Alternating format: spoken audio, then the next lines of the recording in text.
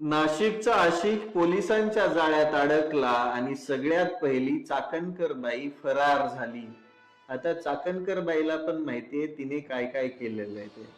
आलेल्या व्हिडिओमधून तर एक गोष्ट समजते, या महाराष्ट्रातील जनतेच्या डोक्यामध्ये येते की या भिकारचोट भोंदूचे आणि चाकणकर बाईंचे खूप घनिष्ठ संबंध होते.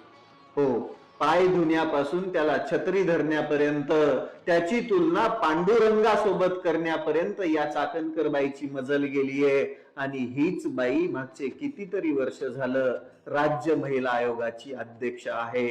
या बाईला एखाद्या महिलेने अत्याचाराविरोधात पत्र लिहिले तर त्याला कोणतंच उत्तर येत नाही. अशी असंख्य प्रकरणं येतं.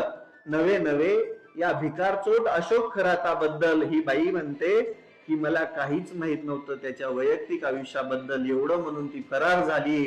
परंतु एक वर्षभराच्या आधीच हे प्रकरण बाहेर आलं असतं, पण स्थानिक वृत्तपत्राला या बाईने धमक्या दिल्या आणि हे प्रकरण दाबण्याचा प्रयत्न केला. म्हणजे 100% या प्रकरणामध्ये चाकणकर बाईंचा पण हात आहे. फडणवीस साहेब, तुम्ही नेमकी कशाची वाट बघताय? यांचा राजीनामा घ्या. सगळ्यात पहिला राजीनामा घ्या, यांना अटक करा, यांची नार्को टेस्ट करा.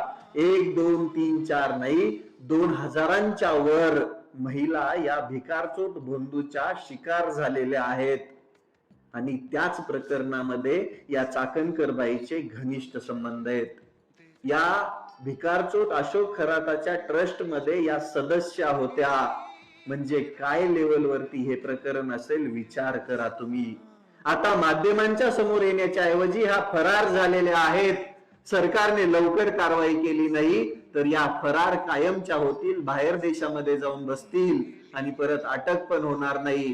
त्यामुळं लवकरात लवकर चाकणकर बाईंना अटक करून त्यांची नार्को टेस्ट करा आणि सत्य, या प्रकरणातील सत्य जनतेला कळू द्या की हे राजकारणी मुखवटे घालून सामान्य जनतेला कसं फसवतात.